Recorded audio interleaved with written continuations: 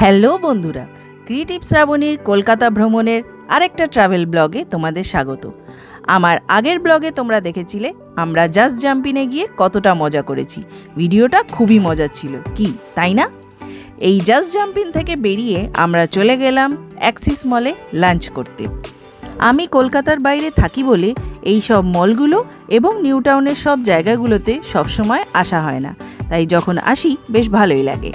আমরা চলে এলাম করিমসে লাঞ্চ করতে। চলো করিমসের লাঞ্চের মেনু তোমাদের একটু দেখিয়ে দিই। আমরা নিয়েছিলাম চিকেন বিরিয়ানি আর মাটন হালিম। শুনেছি হালিম নাকি খেতে ভীষণ টেস্টি হয়, তাই অভি বলল ট্রাই করে দেখো। কিন্তু সত্যি বলতে করিমসের মাটন হালিম কিন্তু একেবারেই ভালো লাগলো না। মনে হলো মাটন দিয়ে ডাল তরকা খাচ্ছি। এর থেকে হায়দ্রাবাদের হালিম কিন্তু অনেক বেশি টেস্টি হয়, যেটা অভি রিসেন্টলি খেয়ে এসেছে, তাই আমাকে জানালো। লাঞ্চ করে বেরিয়ে আমরা ট্রাই করলাম এই ফটাস জল। হ্যাঁ, আগে ট্রেনে এগুলো বিক্রি হতো এবং ফটাস জলই বলা হতো, কারণ ফটাস করে আওয়াজটা হয়, কিন্তু অ্যাকচুয়ালি এগুলো সোডা ওয়াটার। এরপর পরন্ত সূর্যকে সঙ্গে নিয়ে আমরা চলে গেলাম ইকো পার্ক গেট নাম্বার 3 এর কাছে 7 ওয়ান্ডার্স ঘুরতে, যেটা আজকের আমার ভিডিওর বিষয়বস্তু। 7 ওয়ান্ডার্স দেখতে গেলে তোমাদের প্রথমে ইকো পার্কে 30 টাকা করে পার হেড টিকিট কেটে ঢুকতে হবে, তারপরে আবার 7 ওয়ান্ডার্সের জন্য 30 টাকা করে টিকিট কাটতে হবে, মানে পার হেড তোমাদের পড়ে যাবে 60 রুপিস। চলো এবার তোমাদের পৃথিবীর 7টা আশ্চর্য ঘুরে দেখাই। আশা করি বুঝতেই পারছো শুরুটা কোথা দিয়ে করলাম। মিশরের পিরামিড। প্রাচীন মিশরে পিরামিডগুলি ছিল ফারাও এবং অন্যান্য রাজপরিবারের জন্য নির্মিত স্মৃতিস্তম্ভ সমাধি, যার সবচেয়ে বিখ্যাত উদাহরণ হল গিজার গ্রেট পিরামিড, যা প্রাচীন প্রকৌশল এবং স্থাপত্যের একটি বিস্ময়। তবে এখন কিন্তু পিরামিড আর 7টি আশ্চর্যের মধ্যে অন্তর্ভুক্ত নয়। 2007 সালে একটি সুইস ফাউন্ডেশনের অনলাইন ভোটিংয়ের মাধ্যমে সংকলন করা হয়েছে এই 7 আশ্চর্যের লিস্ট। 7 আশ্চর্য নিয়ে 2টি ভিন্ন তালিকা তাই পাওয়া যায়। পুরানো তালিকা প্রাচীন গ্রিক লেখকদের দ্বারা বানানো, আর নতুন তালিকা অনলাইন ভোটিংয়ের মাধ্যমে তৈরি। কিন্তু আমার কাছে মিশরের পিরামিড চিরকাল 7 আশ্চর্যের একটি আছে এবং থাকবে।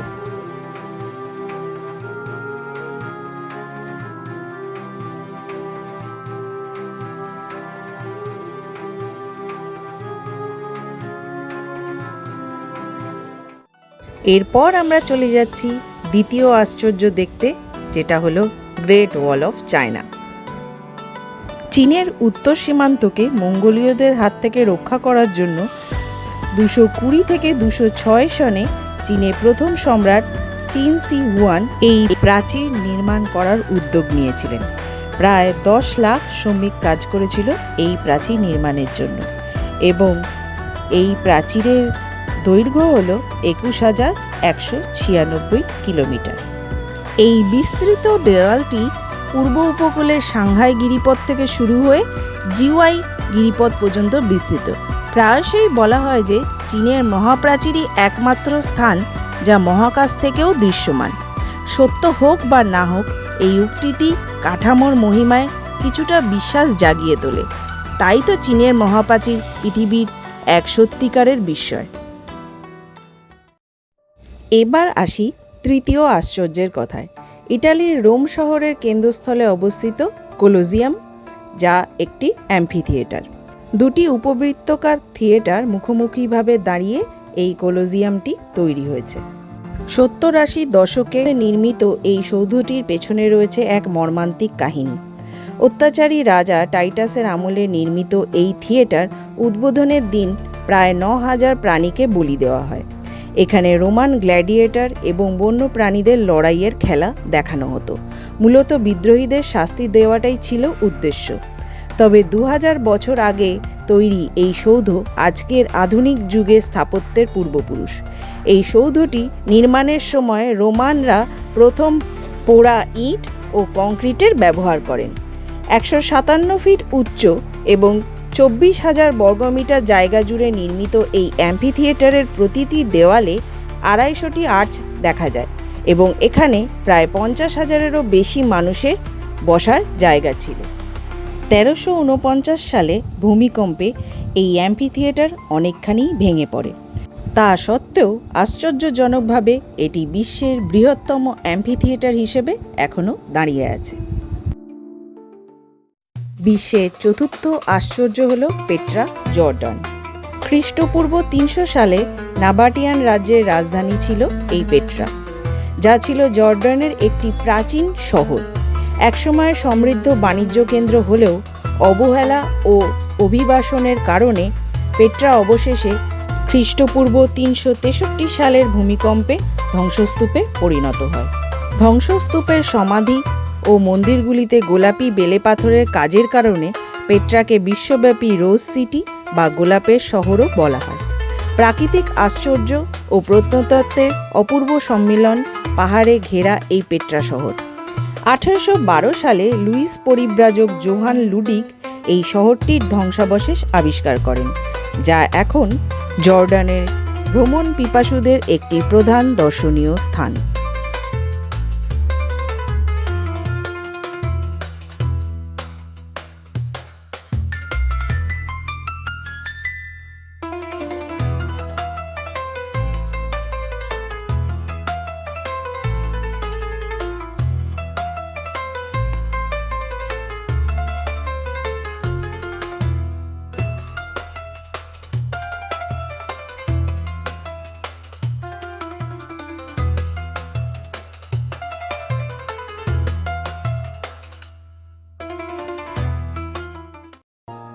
এবার আমরা চলে যাব পঞ্চম আশ্চর্য, Christ the redeemer statue, Brazil. ব্রাজিলের রিও ডি জেনেইরো শহরে রয়েছে এই 130 ফুট উচ্চ সুবৃহৎ যীশুখ্রিস্টের মূর্তি, যার 2 হাতের মধ্যে দূরত্ব 92 ফুট ও ওজন 635 মেট্রিক টন। কংক্রিট ও শ্বেতপাথর দিয়ে তৈরি করতে খরচ হয়েছিল 2,50,000 মার্কিন টাকায়।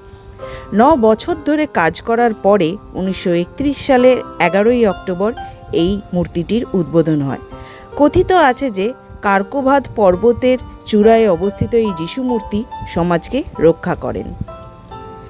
রিও শহরের প্রতিটি শেষ আত্মা এটি দেখতে পায় এবং তাদের আশার আলো যোগান দেন ইনি। বিশ্বব্যাপী এই মূর্তিটিকে খ্রিস্ট ধর্মের একটি মহৎ প্রতীক হিসেবে দেখা হয়।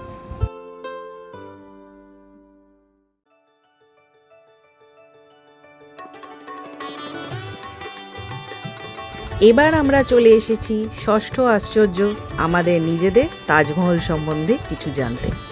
আশা করি সবাই জানো, তাও একটু বলে রাখি।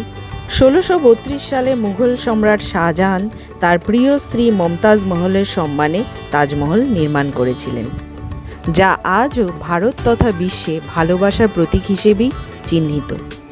20,000-এরও বেশি শ্রমিক 22 বছর ধরে এই তাজমহল নির্মাণের কাজ করেছিলেন। খরচ হয়েছিল 3,20,00,000 টাকা।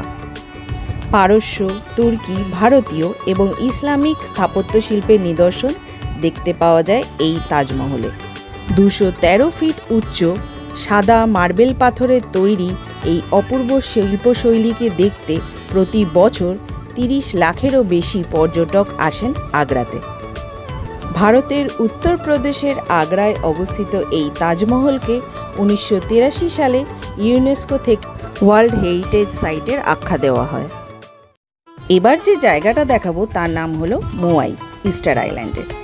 এই জায়গাটি কিন্তু 7 ওয়ান্ডার্সের মধ্যে পড়ে না, কিন্তু ইকো পার্ক কর্তৃপক্ষ কেন এটাকে 7 ওয়ান্ডার্স হিসেবে বেছে নিয়েছেন আমার ঠিক জানা নেই। তাও তোমাদের জানিয়ে রাখি, 1250 থেকে 1500 সালের মধ্যে রাপানুই জাতির দ্বারা এই সুন্দর খোদাই করা মানব মূর্তিগুলি পূর্ব পলিনেশিয়ার ইস্টার দ্বীপে তৈরি করা হয়েছিল। এখানকার প্রতিটি মূর্তি মাথা বিশাল। কখনো এগুলিকে তাদের পূর্বপুরুষের প্রতীক হিসেবে বিবেচনা করা হয়, আবার কখনো শক্তিশালী প্রাক্তন প্রধানদের প্রতীক হিসেবে। এই মূর্তিগুলি হয় ধ্বংস হয়ে গেছে, নয় কিছু আগ্নেয়গিরির ঢালে চলে গেছে। 18 শতকে রহস্যজনকভাবে এদের নির্মাণ কেন বন্ধ করে দেওয়া হয়েছিল তা এখনো খুঁজে পাওয়া যায়নি। এবার যে জায়গাটার কথা বলবো তার নাম হলো মাচু পিচু, পেরু, যা হলো নিউ সেভেন ওয়ান্ডার্সের মধ্যে একটি। পেরুর পূর্ব কর্ডিলিয়ায় অবস্থিত 15 শতকের ইনকাদের এই দুর্গটি ভূমিকম্পের ফলে ফল্ট লাইনের ওপরই তৈরি হয়েছিল। জ্যোতির্বিদ্যাগত তাৎপর্য সহ ব্যতিক্রমী স্থাপত্যটি দেখায় যে ইনকারা তাদের যুগে কতটা উন্নত ছিল, আর এটিই মাচু পিচুর সপ্তম আশ্চর্যের একটি হওয়ার কারণ। আমাদের সর্বশেষ আশ্চর্য হল Chichen Itza, Mexico. Chichen Itza শব্দের অর্থ হল ইৎজার কূপের মুখে। প্রাক কলম্বিয়ান যুগে একটি মায়ান ও ইউকান সভ্যতা দ্বারা নির্মিত হয়েছিল। মায়া সভ্যতার একটি বিখ্যাত শহর হল এই চিচেন ইৎজা, যারই ধ্বংসাবশেষ রয়েছে এখন মেক্সিকোর কানকুন অঞ্চলে। এই চিচেন ইৎজার প্রধান আকর্ষণ হল মায়া সভ্যতার দেবতা কুকুলকানের পিরামিড। এই পিরামিডে রয়েছে 365টি সিঁড়ি, যা বছরের প্রতিটি দিনের প্রতীক। 1988 সালে এই চিচেন ইৎজাকে ওয়ার্ল্ড হেরিটেজের আখ্যা দেওয়া হয়। তোমরা আশা করি বুঝতে পারলে ইজিপ্টের পিরামিড আর মোয়াই স্ট্যাচুস কিন্তু এখন আর 7 ওয়ান্ডার্সের মধ্যে নেই, সেখানে রয়েছে চিচেন ইৎজা আর মাচু পিচু। তাহলে বলো, আমার এই কষ্ট করে বানানো ইনফরমেটিভ 7 ওয়ান্ডার্সের ভিডিওটা তোমাদের কেমন লাগলো? এরপরে কলকাতার ইকো পার্ক ঘুরতে এলে তোমরা কিন্তু এই 7 ওয়ান্ডার্সগুলো দেখে যেতে ভুলো না। ভিডিওটা ভালো লেগে থাকলে অবশ্যই কমেন্ট করে জানিও, আর বন্ধুবান্ধবদের সাথে শেয়ার করতেও ভুলো না। আমার চ্যানেলে তোমরা যদি নতুন হয়ে থাকো তাহলে অবশ্যই চ্যানেলটাকে সাবস্ক্রাইব করে আমাকে গ্রো করতে সাপোর্ট করো, আর বন্ধুবান্ধবদের সাথে আমার চ্যানেলের লিংক শেয়ার করতেও কিন্তু ভুলো না। তাহলে আজকের মতো চলি, দেখা হবে পরের আরেকটা ছোট্ট ট্রাভেল ব্লগে। এরপরে আসবে আমার নতুন নতুন ক্রাফট ভিডিওস। তাহলে চলি, টাটা।